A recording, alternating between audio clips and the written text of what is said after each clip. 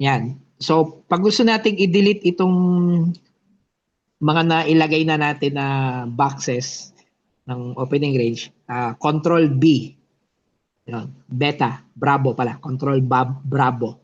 Tapos, nakalista kasi dyan yan eh, yung mga yan. So, isa-isahin natin, pwede natin i-delete.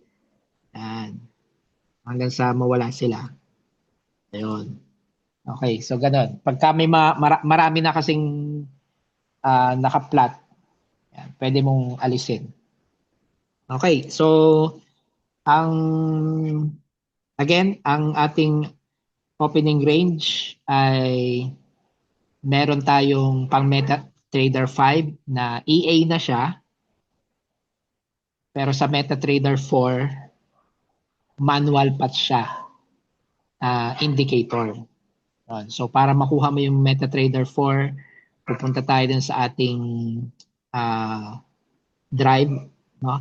Ito, nare-receive natin yung link nito sa email.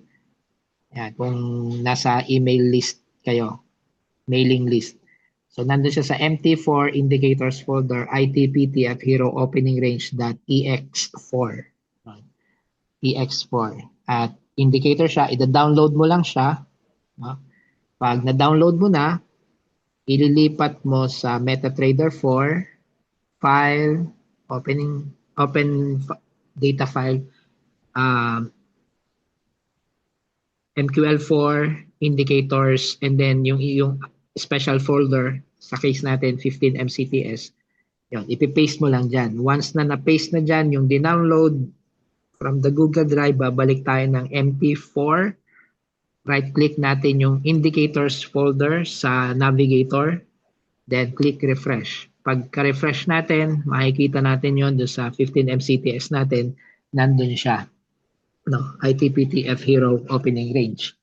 And then, to add it sa ating chart, sa gold, no, double-click lang.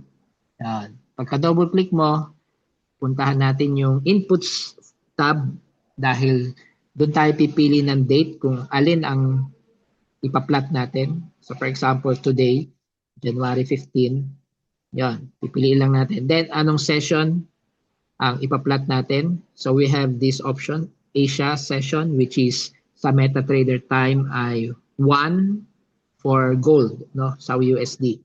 London is 10 for gold and forex.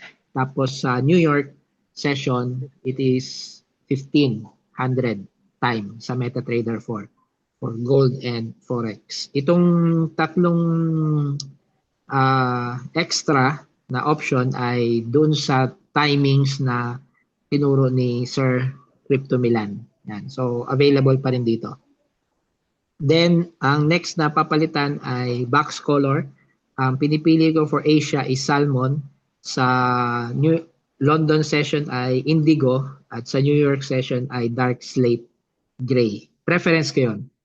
So kung may iba kayong preference, piliin nyo lang. Then, itong iba, top line color, yung line style niya, pwede mo pa rin palitan but you can keep it as is. Yan. Pagka na-set na yon, yung date, yung session, tsaka yung color ng box, pag-click mo ng okay, yon, automatic ipa-plot niya. At yun lang ipa-plot niya. So, hindi kasi siya EA na automatic nagpa-plot. Na pag dumating yung session na yon, ipa-plot niya. Hindi siya yon. Ano yon, yung nasa MetaTrader 5. No? At nagtitrade pa yung nasa MetaTrader 5. Itong sa MetaTrader 4 natin, hindi ito nagtitrade kasi indicator lang siya. Tapos ikaw pa ang mag-i-input. No? So, like yung session ngayon, kasi 7 o'clock na, no? Nakalipas na yung London session which is sa MetaTrader time ay 10. No? Kung gusto mo siyang i-plot, hindi mo na kailangan mag-add ng panibagong indicator. Same indicator na in-add mo kanina, yun na rin ang gagamitin mo. So to access it, i-right click mo lang itong chart area, punta ka dun sa indicators list, or i-hit mo yung control I, no? Alin man dun sa dalawa. para lumabas yung list of indicators na naka-add. Yan. So in this case, may naka-add na pala akong isa kanina. So pwede ko na i-delete yung isa kasi wala namang bearing yun. No? So kung i-add natin is another session, yung London session for today, pero iisang indicator ang gagamitin. Okay. So dahil today, January 15, yan, pipiliin natin yung London session, tapos kulay ng box, sabi ko nga indigo ang ginagamit ko. Pag-click ko nitong okay, magpa-plot din siya agad.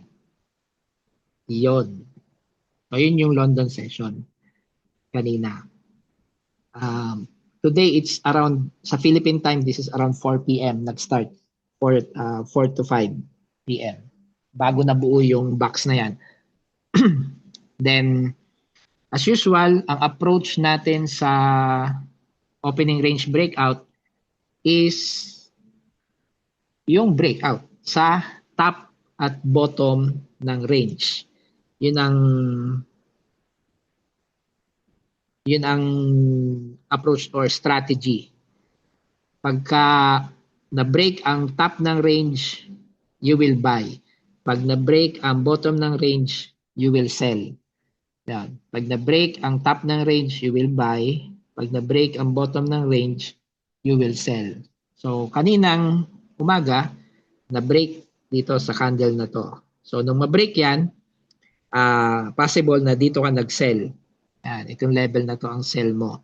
At ito ang initial take out mo kanina. Yan.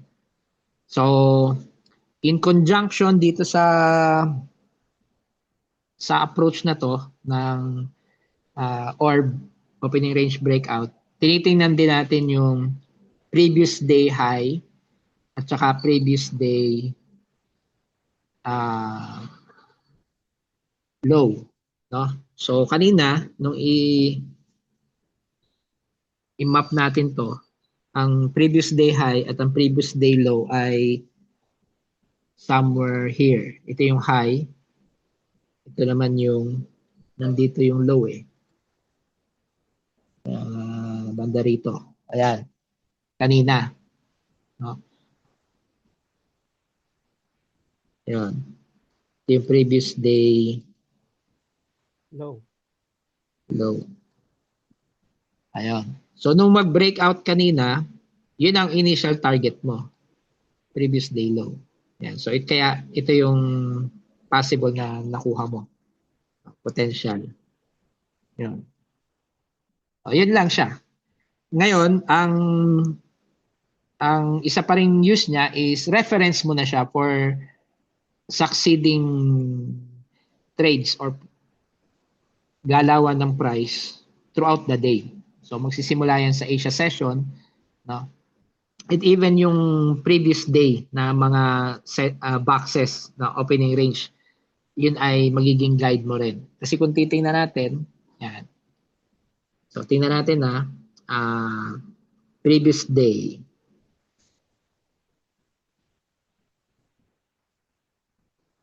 Kung ipa-plot natin yung previous day, sorry. So, list of indicators, control I, opening range, tingnan natin kung nasaan ang ASA session ng January 14. Ayun, no? So, kung titingnan mo rin yung ASA session ng January 14, kahapon, yung palang low ng range, siya rin yung previous day low. Yung bottom ng range ng Asia session kahapon. Ayan. So, nice coincidence, but kasama yung mga yan, no? Yung mga ranges na binubuo as your target, no? Target. Ayan. So, ipa-plot pa rin natin yung ibang sessions, opening range sessions kahapon, January 14, London session, indigo. Yan. Pag-plot mo doon, yun. Yun ang London session. Okay. And then, New York session.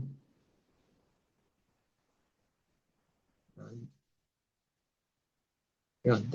Dalawa lang actually na pinapalitan pag napili mo na yung date eh. Yung session at saka yung color ng box. Ayan, no?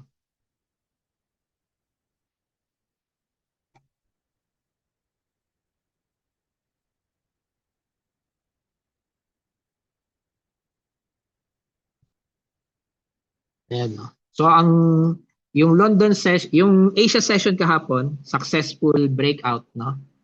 Yung London session, yan. So, may dalawa, even tatlong, tawag dito, false breakout. Yan. Hindi siya nagtuloy-tuloy as expected. Lumabas lang ng konti dun sa top ng range. But itong London session, New York session, successful, no? Yan. Kung makikita natin, ito yung breakout candle, no? Possibly dito tayo nag-sell at kung titingnan natin, ang naging target niya is yung range, top ng range ng Asia session. Ito yung possible na kung ginamit mo siya, no? Yan. In just 3 candles, no? 1, 2, 3, 4, 5, 6 pala. 6 candles. 30 minutes. After 30 minutes, na-hit mo na yung or na-close mo na siya. Yan. Dito, after breakage, 2 candles lang. Tapos na ang trade mo. Yan. Yan. Fibo. Yan. So, ang request ni Sir Alvin ay meron pa bang ibang levels or na tinitingnan levels para makita kung saan possible mag-exit. Yan. Kasi yung strategy na orb, alam natin ang entry natin. Ang entry natin is pag nag-break sa top or bottom ng range, yung candle, yan, e-entry tayo. Kung sa top break, buy tayo. Yan. Kung sa bottom ng range, nag-break, sell tayo. Yan. Sell is buy. Kanina lang to. No? Itong isang to. Kanina lang. So, ang gusto makita is pwede bang gamitan ng Fibonacci retracement level. Okay. So, tingnan natin. Sa Fibonacci retracement level, ang sisilipin natin, yan, kailangan medyo top, higher view. Yan. Tapos,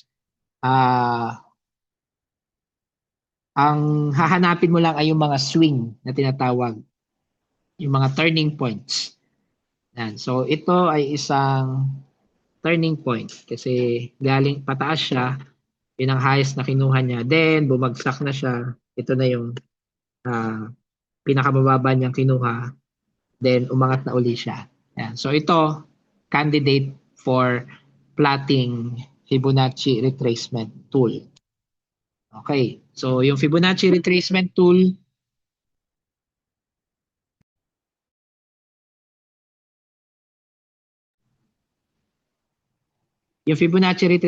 nandito lang yan. No? So, yung may F. So, i-click mo lang siya. Then, from one end of the swing, click mo siya. Then, hold. Then, release do sa other end. Yan. Automatic, naman siya eh. Yung i-absorb nung high. Yan. Just basta malapit-lapit. Yun, no? Kita nyo. Kailangan lang malapit.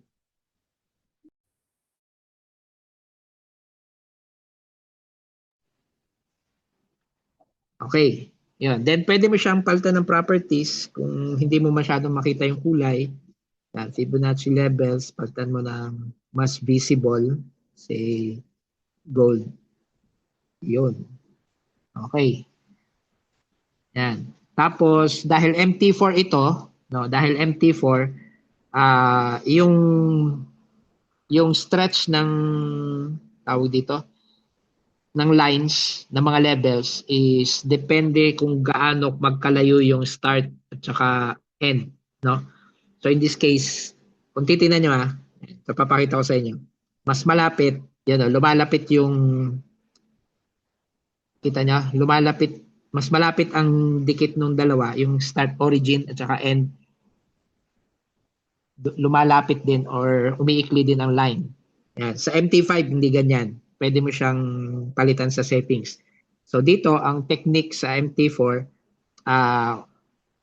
kung marami ka kasing ipaplat na Fibonacci retracement, minsan sabay-sabay sila dun sa pinakadulo, magkakatapat.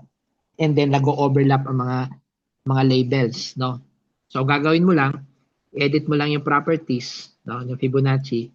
Tapos papalitan mo yung date, yung time, date and time. Ilalapit mo siya. Yun. So kung ito ay yan, parehong January 13, no? 6 tsaka 16 and 22. So pag ginawa mo tong 20, lalapit na siya. Yan. So ganun lang yung technique. Now, para pag nag-plot ka uli ng isa pang Fibonacci retracement, magkahiwalay yung labels, hindi sila magkaka-overlap. So sa case na to, dahil nag-iisa lang siya, yan yun. Alright. Now, ang use nitong retracement tool, ng Fibonacci retracement, so ito yung reference mo, ito yung reference natin, di ba? Gagamitin mo siya sa next swing. Yan. No? Sa next swing. Kaya naman, gamit din siya habang bumubuo yung mga candles. Ayan. So kung titingnan natin, so ito yung ating Fibonacci retracement. Halos magkakulay sila ng yellow. Palitan natin. Gawin nating blue. Yeah. Yun. Para magkakaiba. Yan. So kung titingnan natin, yan, umangat siya, dilagpasan, no? So ito yung mga levels, no? Dilagpasan yung 23.6, 38.2, 50. Yan. Okay. So nung ma-break ito at nag-buy ka, ang mga targets mo ay itong mga levels na to. Yan, ito yung unang exit mo. Pagka binrake pa rin yan, ang sunod na exit mo or target is yung sunod na level. Tapos pag binrake pa rin, yung sunod na level. Ayan. So dito, possible nagkaroon ka ng tatlong trades, no? Kung ginamitan mo ng Fibonacci retracement. Ayan. Now, sabi nga natin, London yung naging successful. Yung New York ang naging successful. Nang ma-break siya, you can use also Fibonacci retracement as reference. So ito yung isang exit mo at ito yung pangalawang exit mo. Ayan. So pwede kang nakatrade ng dalawang beses dyan. Ayan. Kung ginamitan mo ng Fibonacci retracement. Okay. At kung makikita natin, halos ganun din ang galaw, no, nung prices. Nag-bounce siya sa 50, pinuntahan ang 78.6 level, binalikan ang 50, bumalik sa 100 Fibonacci retracement level. Ayan. Okay? Yan. Now, so, paano ba? Susunod dito. Kung gagamitan pa natin ng isang Fibonacci, ito yung pwede nating isa pang gamitin. Yun. Yan. At magagamit mo lang ang levels na to after mo siyang ma-plot. Palitan natin.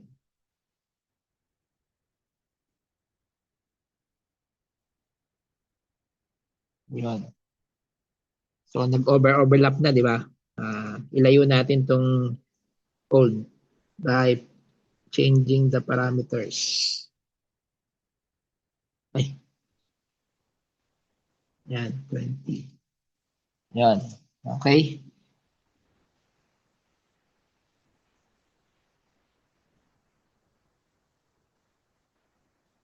So, nung mangyari ito kanina, yan, ang next mo na ino-observe, saan pupunta at posibleng magstay ang mga prices. Yan. So, kita natin, nagstay siya bumalik siya sa 23.6. From here, pumunta sa 23.6, bumalik uli. Then, pinuntahan ang 50. Ayun. Tapos nag-retrace uli, gumawa ng box. Nung gumawa ng box, pag labas niya, ito yung target mo. No, yan, which is ngayon, 61.8. Yan. And possible na puntahan itong 78.6. Yan. Kung magtutuloy-tuloy yan. At kung titingnan mo, yung previous, kung ang reference mo rin is yung previous na Fibonacci, no? Halos sinusundan pa rin no? 61.8, 78.6, yan, no? Katapat siya. Yan. Nung magawa to, bumunta sa 382 level, yung yesterday yun, bumalik na naman. Yan. Okay. Normally, ang Fibonacci retracement, nagagamit lang siya one or twice yung level. After nun, kailangan mo na ulit mag-draw. So, itong swing na to, no? Itong swing na to, pwede pa yung gamitin hanggang bukas. Yan. Makikita mo pa na possible yan, magamit. Okay. So, yan. So, yun ang use ng Fibonacci retracement. Pang-estimate kung saan tayo pwedeng umexit. And pwede rin sa entries, no? Dahil nga, key levels siya. Okay, but then again, ang main strategy is the opening range. Yan, yung breakout. Yung breakout. Yan. Itong mga breakout na to ang main strategy. Okay, added ano lang siya, confluence or gauge, pang guide natin. Okay? Yan. Delete muna natin. Dami nila Delete natin. I-delete natin ang mga Fibo. Yan. Delete. Okay.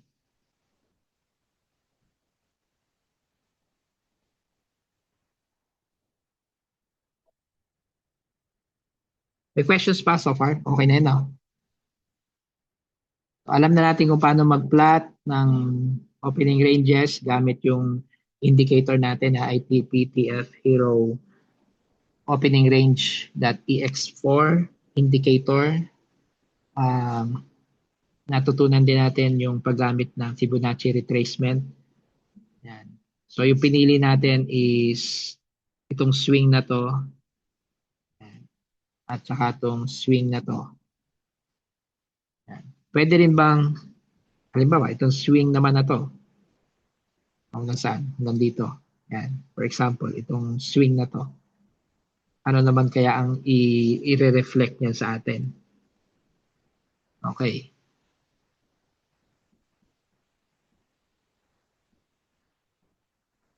Yan. So kung itong swing na to ang naging basis natin, makikita rin natin na almost, no, yung mga levels na yan, sila rin ang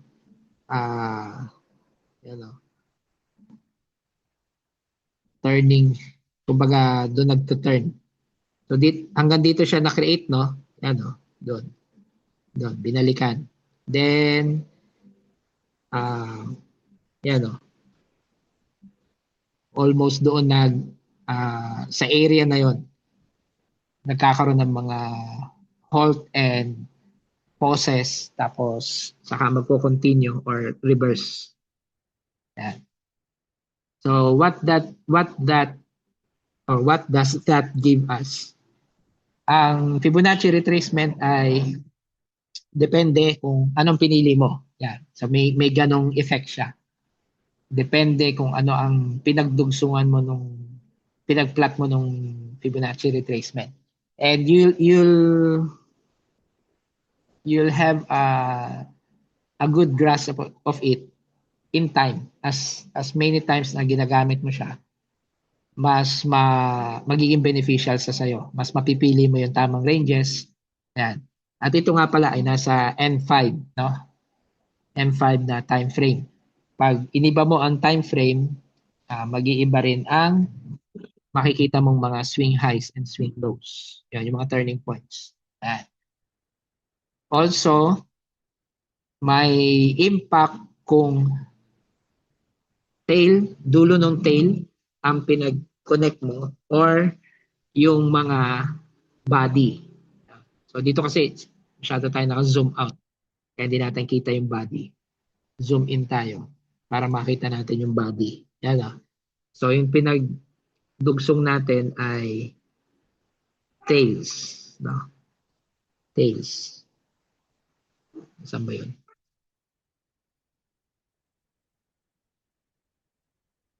Tayo. Yun o. Tail. Pagka pinili mo ay body, yan. So hindi yan ang candidate. Ito ang pinaka-candidate. Yun, itong isang to. Yan. Kung sino yung pinaka nag-close, saan nag-close. Yan. Dito naman, ang pipiliin mo ay kung saan nag-close yung low.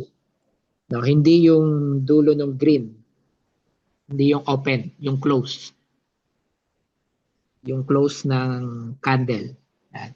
At may iba ang plotting yan, syempre levels. May iba yung levels. Yan. But generally, halos yun din. No? Yan. Slightly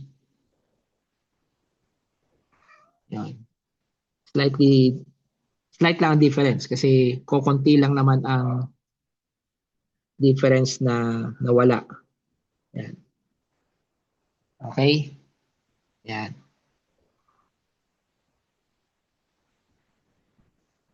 So yun ang challenge sa Fibonacci retracement. Ang workaround is, or ang coaching is, just be consistent. Kung tail, tail. Kung body, body. Ganun lang siya. Ang pinaka-common na ginagamit is tail. Yung mga end points ng tail. Yun ang pinaka-common. So, that's it.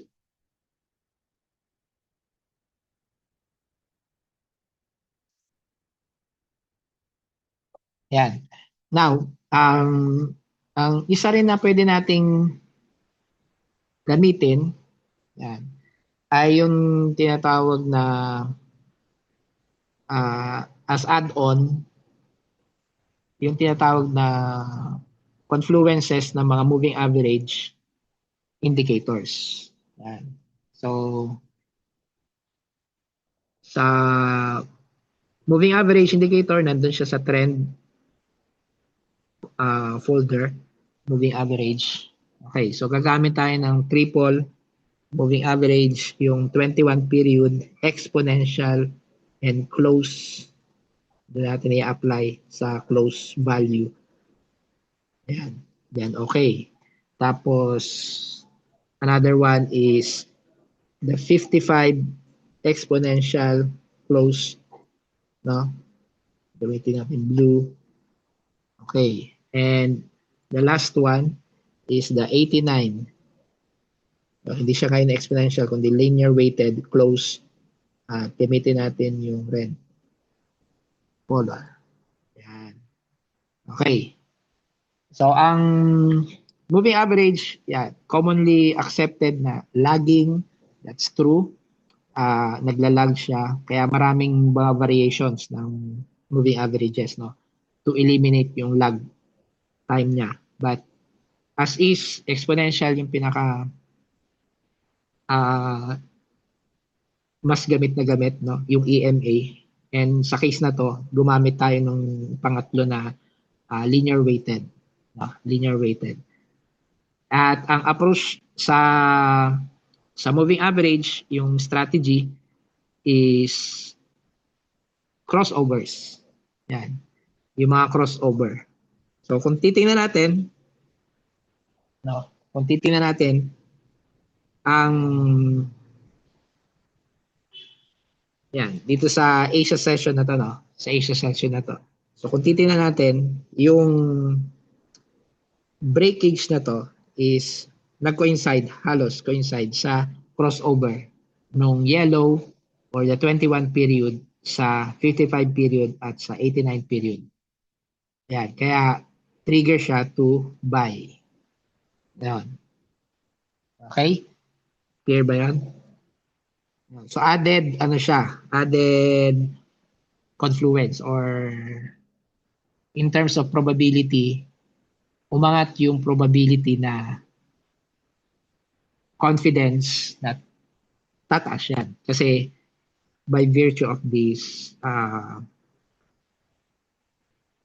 crossover sa moving averages. Yan. Ito rin. Kung titingnan natin.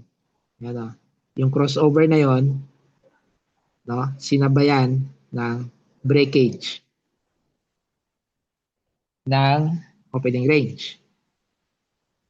Okay? So added confidence na yan, bababa siya talaga.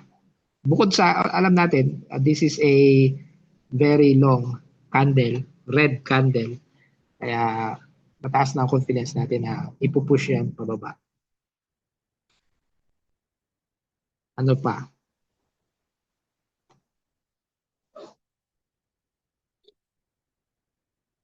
Yan.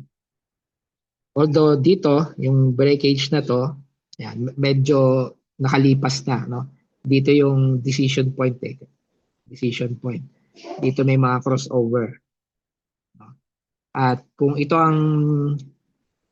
ang scenario kanina, ang reference mo na level is yung sa New York na box or New York session. No? Kasi continuation siya araw. So dahil nag-break sa New York, crossover ng mga moving averages, yan, dito naka-sell ka pa rin kanina. Dito, iba na yung reasoning mo. Continuation. Yan, malaki yung mga gaps, no? Most likely tutuloy pa yan. So yun ang gamit nung moving averages. Yan. Dito rin. Yan. Nag-crossover. Hindi nga lang siya malaking movement pataas. But magagamit mo rin siya dito, no, yung moving averages kasi continuation. So walang indicator or indication na magiging bearish pa kasi bullish yung or pointing up ang mga moving averages mo. Ayan. So, pwede nating i-add yan sa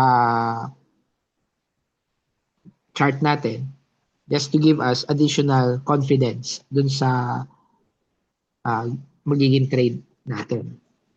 And finally, bago last 15 minutes of the time tonight,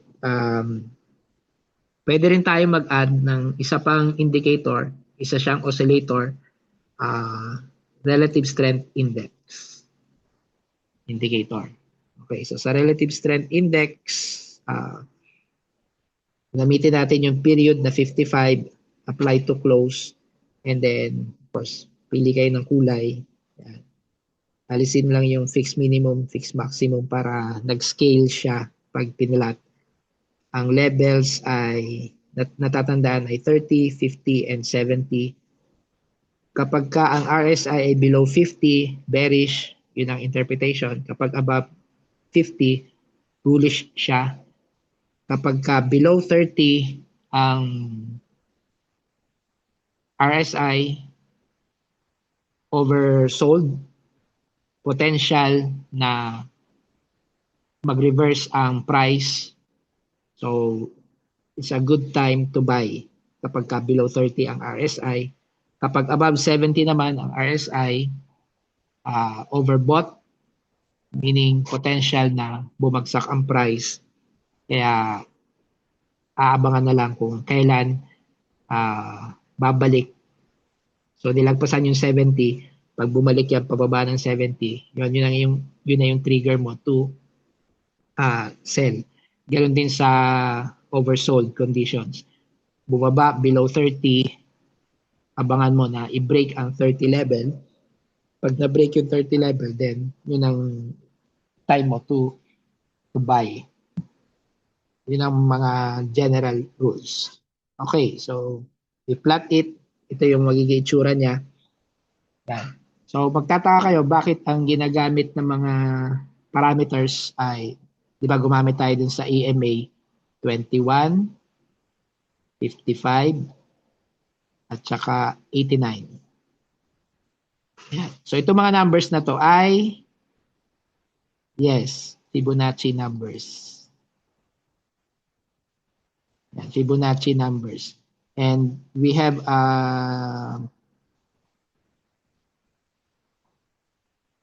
discussion or webinar na din-discuss natin or pinakita natin na ang relation ng Fibonacci numbers sa Fibonacci ratios na ginagamit sa Fibonacci retracement. Ayan.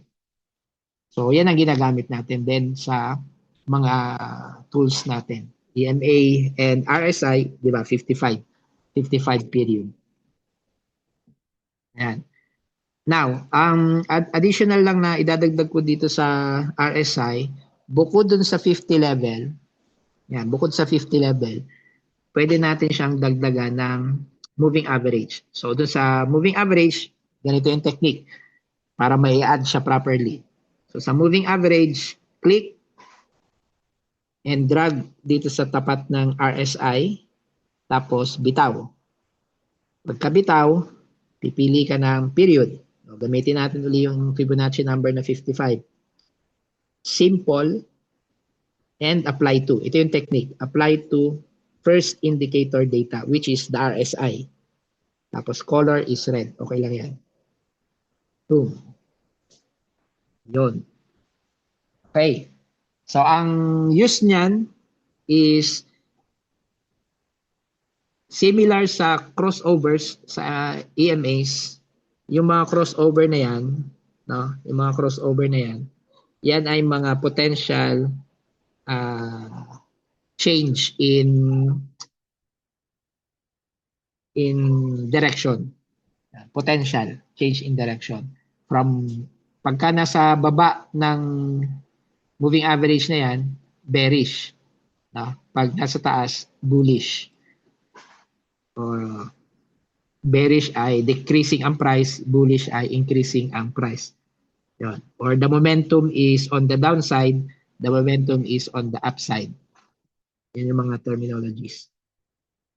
Okay. So, balikan uli natin. Paano natin ma-incorporate ang RSI sa opening range?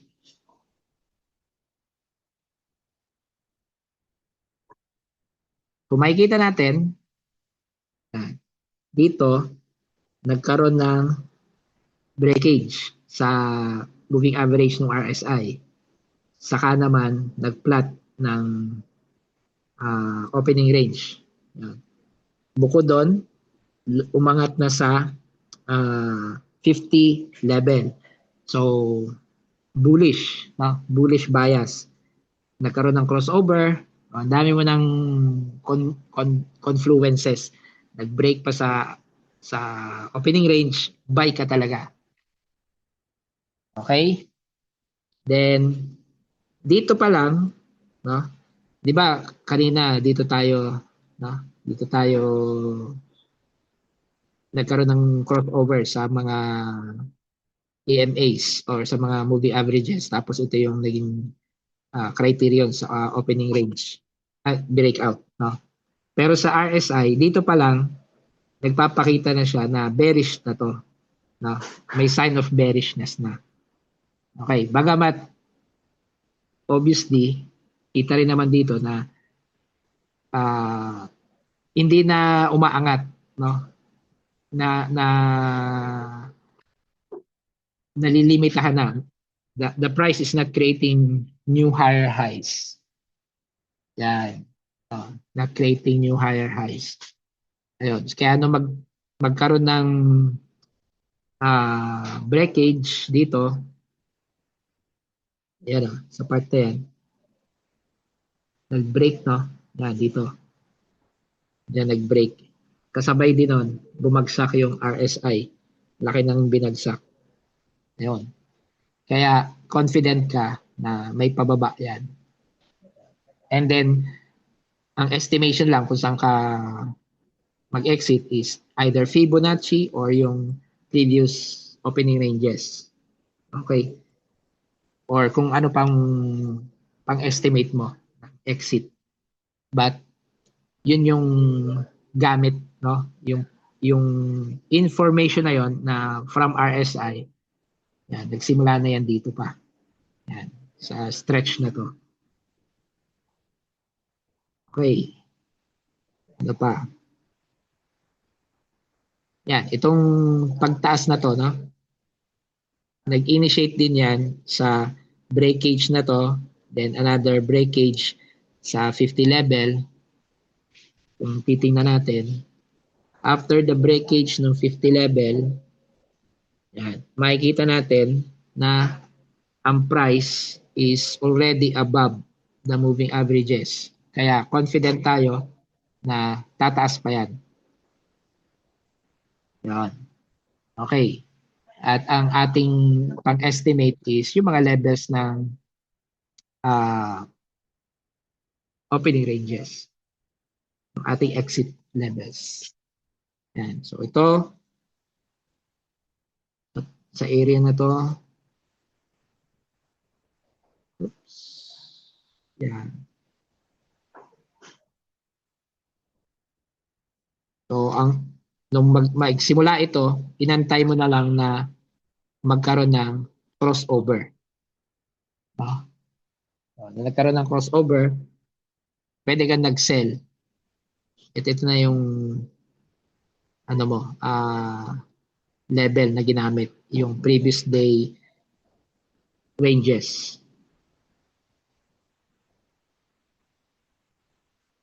Okay? Yan. Then, kanina, ayun, unang break, dito pala siya nag-break, no? Yan, dito siya nag-break.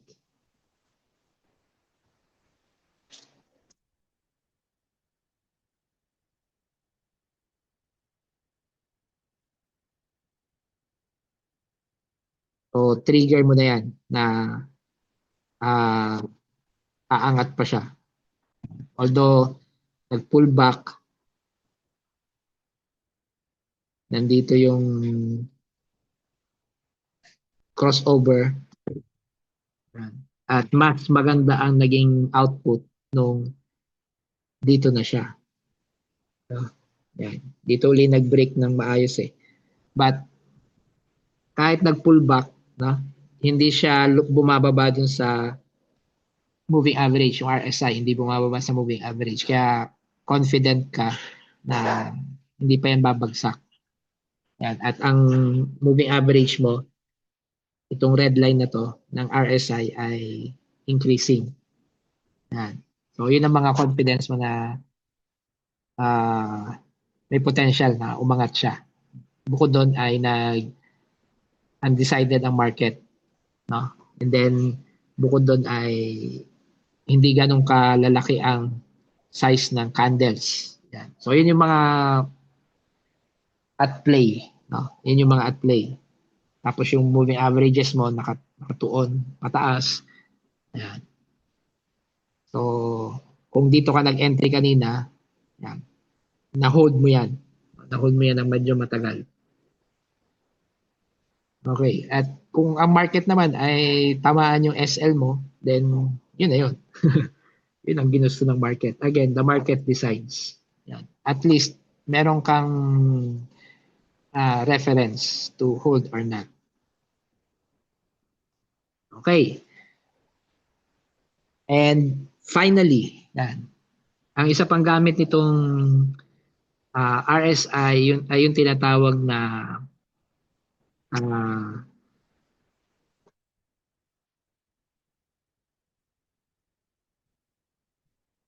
ano ba tawag doon? Yung divergence. Wala ako. Divergence. Yan. So, yung divergence is a discrepancy between lower highs and lower lows or higher highs and higher lows ng RSI at saka ng candle. So, sa case na to, yan. Para tong double bottom eh. Tapos, ang RSI naman, higher lows. Yan. So, bullish. Yan ay bullish divergence. Bullish divergence yan. Kaya, pwede kang sumakay agad kapag na-break ang moving average na to, or yan. So ito yung additional, no? Or pwede ka rin mag-plot dito ng mga resistance levels. Yan. Kasi ang RSI is just a reflection of your candles, no, prices. Yan. So kung dito naggagawa ka rin ng mga resistance, support, magagawa mo rin dito sa RSI. So itong part na to, no, 'di ba? Itong part na to ay para siyang nagiging resistance. Kung titingnan mo, si RSI bumababa. Yan. Pag ganyan ang senaryo, then bearish divergence siya. Kaya babagsak. Yan. At some point, bumagsak na siya. No? At some point, bumagsak siya. Kung ginawa mo siya dito ng yan, no? Yan, bumagsak siya dito sa part na to. Okay? Bearish divergence. So another bearish divergence na pwede mong in-apply ay ito. Yan. Ito nga yun. Palitan natin ang kulay. Magenta. Kapalan natin. Yan. Ang kapartner niya, again, sa divergences, kailangan may magkapartner. Yan. Okay, yan ang magkapartner. So, ang bearish divergence is parang pairing ng,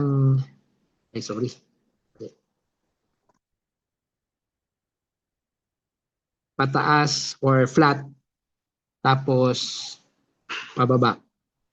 Yan. Yan ang pair para maging bearish divergence. Okay?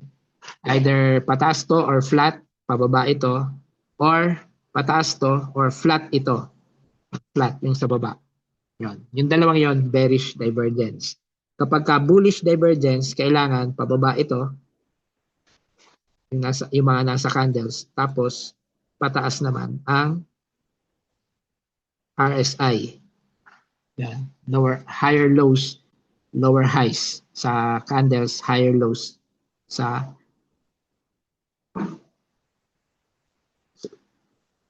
sorry, lower lows sa candle, higher lows sa RSI. Yung sa bearish divergence, higher highs sa candle, tapos lower highs sa RSI. Yan. Kaya ito, lower high. Yan. Higher high or flat. Yan. So dito, no, kaya convincing na magtataas siya. Yan. Potentially, ganito yung ano dyan eh.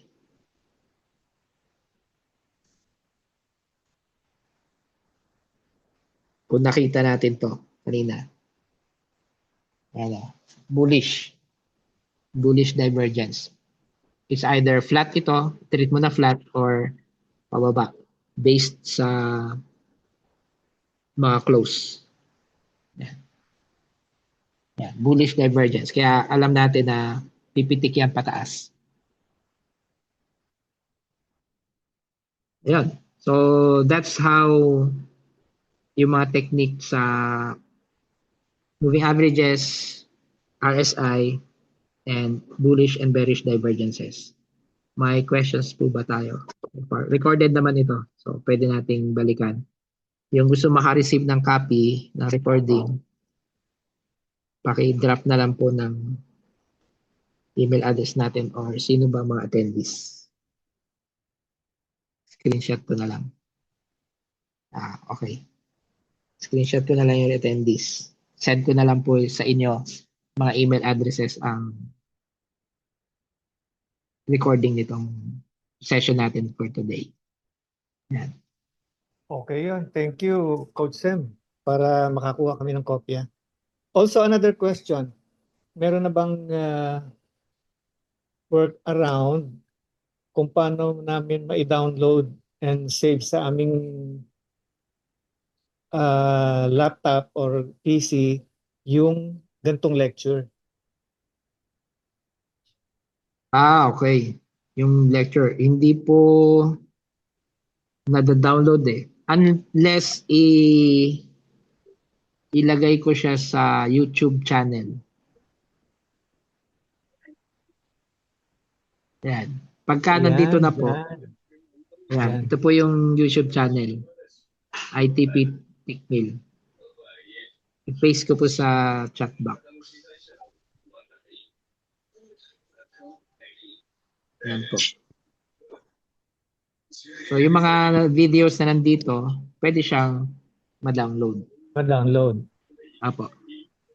Yan. So, yung lecture ngayon, pwede ko pong ilagay. Yung sa ayun, okay. Okay po yun. Sige, Pati sir. Yung previous natin nitong January, pwede pong ihabol pa? Pwede naman, sir. Apo. Ayun. O, sige. Alright. Thank you, Pastor. Para ma-download po ninyo. Kasi kada play nga kasi gagamit ng internet. Yes. Yes. Okay, Opo. okay. Nice. Ayun. Thank you. Thank you po. Kung wala na po tayong ibang katanungan, Sir Alvin, meron ka bang gustong sabihin? I-announce? Wala naman, Pastor. Okay lang, malinaw. Yan, si Rose yata may question. Yes, Ma'am Lahat Rose. naman ng time frame po to, no? Hindi lang sa 5 minutes. Yes po. Apo, hindi lang naman sa 5 minutes. Ang habol ko lang kasi dun sa 5-minute time frame, yung makapag-trade ng mas maaga. Yun, kumbaga kita mo agad doon yung galaw. But kung gusto mo na makita yung higher view or higher time frame direction, yan, pwede mo siyang gamitin sa M30 H1 pero same parameters na mga yon. Opo. Thank you po. And yung moving average na mga to, tsaka yung RSI, magagawa mo rin siya sa MT5. Same approach, no? Sa MT5. Same parameters, nasa MT5 din siya. Pwede naman siya doon. Yan. At gamitin. For example, kung gagamitin mo yung Orb EA sa MT5, at least nagtitrade yon. So matuturuan ka, masasabayan mo yung pagtitrade niya, then analysis na yung counterpart sa mga indicators na to, EMAs and RSI. Yung nakagandahan kasi ng EA na nagtitrade para masundan na lang natin, sasabayan natin kung paano siya mag-trade. Kasi masunurin siya. Hindi katulad natin na minsan nagdadalawang isip.